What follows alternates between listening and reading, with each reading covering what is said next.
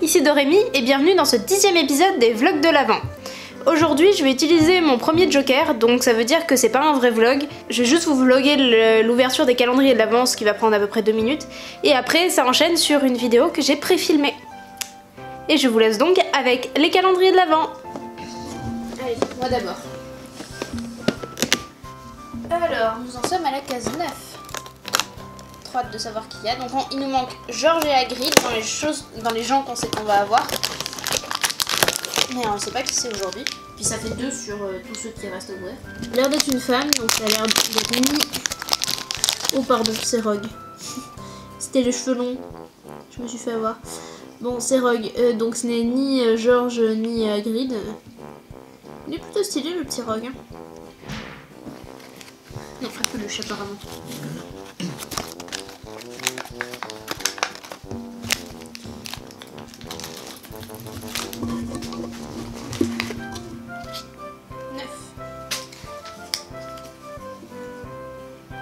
Perle, le retour.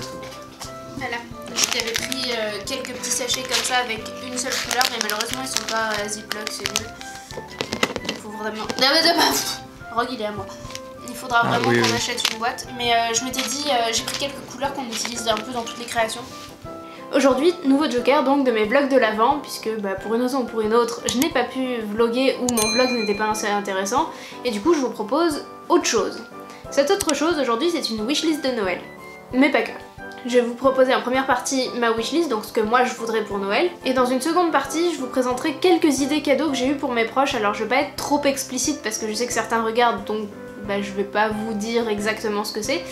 Vous en verrez peut-être une partie dans les vlogs quand je les emballerai. Je dirai à ce moment-là à mes proches de pas regarder le vlog du jour, hein. Mais l'idée c'est quand même qu'ils puissent regarder aussi vu que c'est à peu près mes seuls spectateurs. Du coup, je vais plutôt vous parler de grandes lignes directrices et d'idées un peu plus vagues que exactement les cadeaux, alors que pour ma wishlist je vous donnerai exactement les prix et je vous mettrai une image. Cette wishlist je vais vous la présenter non pas par prix croissant comme ça se fait beaucoup, mais plutôt par catégorie, parce que je vais parler de Harry Potter, de Disney, de voyages, de livres en tout genre. Du coup ça me semble plus adapté de faire par catégorie comme ça plutôt que par prix, en mélangeant les catégories. Donc c'est une liste assez concrète, elle existe sur mon drive, du coup je l'ai communiquée à ma famille et du coup les gens ils savent un petit peu ce que je veux. Par contre il faut qu'ils communiquent entre eux parce que je ne sais pas ce qu'eux vont me prendre, donc il y a toujours le risque que 2 personnes me prennent la même chose, mais bon au bout d'un moment il faut qu'ils communiquent entre eux et ça leur permet de voir exactement ce dont j'ai envie en ce moment. La première catégorie que je vais vous proposer c'est la catégorie voyage. Alors on espère pouvoir faire des voyages en 2021, c'est des choses que j'avais besoin pour l'année dernière mais comme tous mes voyages ont été annulés, finalement j'ai pu les acheter et du coup je me suis dit pourquoi pas pour Noël, ça peut être une bonne idée. Et donc nous avons en premier un carnet de voyage parce que j'aimerais bien pouvoir raconter au fur et à mesure de mon voyage, faire un journal intime mais que de voyage, un journal de voyage. Et notamment mettre les photos Polaroid que je fais au fur et à mesure, parce que j'ai un Polaroid, je m'en sers, et du coup c'est sympa de pouvoir mettre directement dans le carnet. Et du coup j'ai fait du repérage, je voudrais un carnet avec une jolie couverture en cuir, mais dont on peut changer, quand le carnet est plein, qu'on puisse le changer ou rajouter des feuilles si c'est sous forme de classeur, voilà. Ensuite on a vraiment des objets très pratiques, il me faut un adaptateur universel, parce que si tout va bien on part aux États-Unis l'année prochaine et donc j'en ai besoin, ça coûte à peu près 14 € sur Amazon. Basique mais universel parce que comme on compte voyager quand même pas mal dans les prochaines années, au moins c'est un truc utile, ça sert toujours quoi, et surtout le universel et pas juste vers un endroit, ça servira. Et enfin dans cette catégorie je voudrais un oreiller de voyage parce que si tout se passe bien on va avoir 12 heures d'avion à faire à un moment pour aller au Japon, j'aimerais être confort. Voilà, donc j'ai trouvé un lot en exemple sur Amazon, mais pour le coup ce que je veux c'est vraiment le coussin. Dans la catégorie voyage mais pas que, et ça pour le coup je vais l'avoir, je le sais mais j'aurais rajouté des sous parce que c'est vachement cher, j'ai demandé une caméra de vlog parce que là tous les vlogs que vous avez vus sont faits avec mon Canon 200D qui est donc un boîtier énorme mais à bout de bras toute la journée, moi j'en peux plus.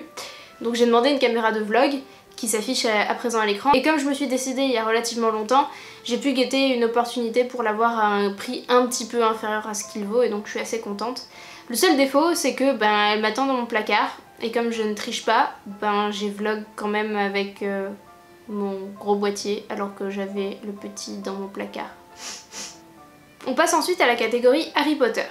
Alors ce que je voudrais vraiment en Harry Potter, c'est une tenue complète. Et moi ma maison c'est Cerdaigle. Les prix que je vous donne sont chez Ciné Replica, donc vous pouvez trouver ailleurs d'autres modèles pour potentiellement moins cher ou plus cher d'ailleurs. Notamment sur Etsy, vous avez des particuliers qui font des super beaux trucs, mais voilà. Moi je me suis basée sur les prix Ciné Replica et donc sur les produits Ciné Replica. Donc la robe, la cravate, le pull. Il y en a un sympa sur EMP aussi aux alentours de 40 €. L'écharpe. Le bonnet. Et les accessoires pour cheveux, alors ceux-là je les ai pas mis en même temps que toute la tenue, c'est-à-dire que même si je les ai avant, enfin je veux dire juste l'écharpe ça va me servir à rien. Par contre juste les accessoires de coiffure ça j'aime bien et je les porterai et du coup je les ai mis même si j'ai pas le reste, ça me plairait bien et ils sont à 14,95 €, toujours chez Ciné Replica. Dans la catégorie Disney, j'ai à vous présenter essentiellement des livres, à une exception près, j'ai demandé aussi quelques pins fantasy qui s'affichent là, j'en ai eu pour 22 € les 3. Ils sont très très jolis et je vous mets en lien la boutique où je les ai achetés. La seule chose que j'ai demandé c'est des livres. Bon, il y en a une quantité astronomique pour que les gens aient du choix et notamment parce qu'il y a certaines choses qu'on ne trouve que d'occasion et du coup bah ça varie beaucoup les prix etc. Donc je suis obligée de mettre du choix. On commence avec le dernier Twisted Tale en date que je n'ai pas encore. Il s'agit de Oser ses rêves, donc sur La Belle au Bois dormant. Et il est au prix de 16,90 € comme tous les Twisted Tale. Ensuite on a plein de livres, alors à la fois en anglais et en français, hein. Je vais essayer de vous préciser s'ils sont en anglais ou en français. Le premier gros livre que je voudrais c'est Maps, qui recense les cartes en fait de tous les parcs, et qui est vachement bien foutu, et qui coûte 35 € et qui n'existe qu'en anglais. Il se trouve notamment à Walt Disney World, mais je préfère l'acheter avant d'aller à Walt Disney World, tout simplement parce que c'est un truc lourd et que je peux avoir au même prix en fait en l'achetant avant. Du coup certes c'est cool comme souvenir, mais d'un autre côté c'est lourd en fait dans la valise, ça prend beaucoup de place donc je préfère l'acheter avant. Le livre Disney raconte Mark Davis, j'aimerais bien aussi. C'est donc un livre sur un Imagineer et ça m'intéresse vraiment beaucoup. Dans les livres qu'on ne trouve que d'occasion, il y a Disney le guide visuel ultime que j'aimerais vraiment beaucoup, mais là pour le coup en ce moment il se trouve à 70 €. C'est un peu cher quand même, hein, surtout pour un livre d'occasion. Donc bon, à voir, à guetter, etc. Je laisse mes proches s'en occuper, puis un jour je l'aurai. Quand, on sait pas, mais un jour je l'aurai. Dans la même catégorie, il y a Disney's Animation Magic, qui est aux alentours de 40 € et que j'aimerais bien avoir, qui est qu'en anglais. Et ouais, c'est vraiment des beaux livres en plus, hein, ça donne vraiment envie. Il y a le livre sur Disneyland aussi qui est sorti en français et en anglais, et pour une fois on a du coup un vrai livre sur toute l'histoire du parc et tout, donc sur Disneyland de Californie, hein, pas le nôtre. Et on a vraiment plein de détails, il est en français, il est à 40 € et celui-là j'aimerais vraiment beaucoup l'avoir. Alors faites attention quand vous l'achetez parce que la couverture c'est la même, hein. Et un petit peu dans la même catégorie, j'aimerais bien celui sur Haunted Mansion, donc qui est vraiment l'attraction des États-Unis, hein. Nous on a Phantom Manor, c'est différent. Alors j'ai peur que ce soit un petit peu redondant avec le livre que je vous avais présenté dans une autre vidéo sur Phantom Manor justement, où il parle aussi un petit peu des autres attractions similaires. Mais justement qu'elle soit basée sur une autre de ces attractions, ça m'intéresse aussi parce que du coup on aura peut-être le point de vue américain finalement sur notre Phantom Manor, donc ça m'intéresse vraiment beaucoup. Ce livre exclusivement en anglais, il se trouve aux États-Unis dans les parcs. Et enfin 2 livres vraiment basés sur des classiques. Alors un sur Toy Story qui s'appelle Dans les coulisses de Toy Story, qui retrace l'histoire des Toy Story 1, 2, 3, malheureusement pas 4 parce qu'il est sorti avant, et qui est à 25 €. Celui-là il me tente bien, mais d'un autre côté il n'y a pas le 4 qui est considéré, donc je sais pas trop. Je suis un peu mitigée sur celui-là parce que j'adore Toy Story, mais d'un autre côté il n'y a pas le 4, donc est-ce que vous vaudrait pas mieux attendre qu'il sorte un livre un peu similaire avec les 4? Je sais pas trop. Et enfin Mulan, l'histoire d'une épopée, qui parle du film d'animation et du film live. Le film live il m'intéresse pas vraiment beaucoup, comme vous l'avez compris probablement dans mes vidéos, les live action c'est pas trop mon délire. Mais Mulan est mon classique d'animation préféré et apparemment dans ce livre ça retrace vraiment toute l'histoire de fabrication aussi de la partie animation. Et ça m'intéresse vraiment beaucoup parce que, encore une fois, c'est mon classique d'animation préféré. Je finirai cette wishlist avec 2 livres qui n'ont absolument rien à voir avec Disney, mais qui ça suit logiquement puisque ce sont des livres. Enfin, un qui a un petit peu de lien quand même, c'est Gastrono Geek 2, le retour. C'est donc un livre de recettes du Gastronogeek et parmi ces recettes il y a des recettes Disney, donc finalement il y a quand même un lien. Mais c'est pas les recettes enchantées que j'ai déjà, et oui c'est le même monsieur hein, qui a écrit. C'est le Gastronogeek, que vous trouverez sa chaîne dans la description.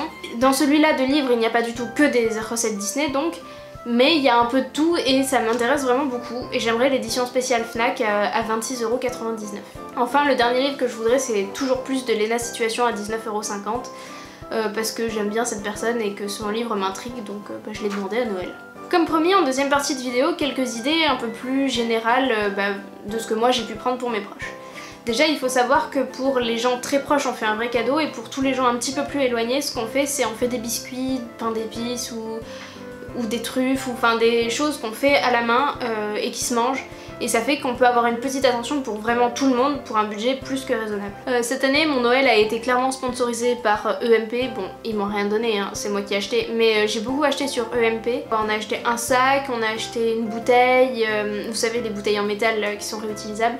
On a acheté un foulard, on a acheté des chaussons, on a acheté voilà, plein de choses, des pops aussi. Tout ça, on a acheté chez EMP et ça vous donne déjà des idées. Donc il y a du Harry Potter, beaucoup, il y a un petit peu de jeux vidéo là-dedans, il y a un petit peu de Disney. C'est un très bon site pour trouver des idées pour vraiment tout le monde.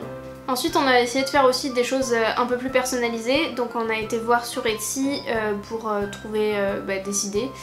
Donc nous avons des pins et on a acheté aussi des housses pour Switch, on a trouvé ça plutôt rigolo. Donc je vous mets des images d'exemples, c'est plutôt joli et on s'est dit que c'était une bonne idée pour personnaliser un petit peu. Et puis ça se change en fait, ça permet d'agrémenter son dock et on est plutôt convaincus. Dans les cadeaux classiques, évidemment un livre que vous avez aimé, ça peut toujours faire plaisir à quelqu'un qui aime lire. Et pour une ambiance un petit peu sympa de Noël, etc., on a aussi acheté des bougies pour certaines personnes, des jolies bougies, et qui sentent bon évidemment.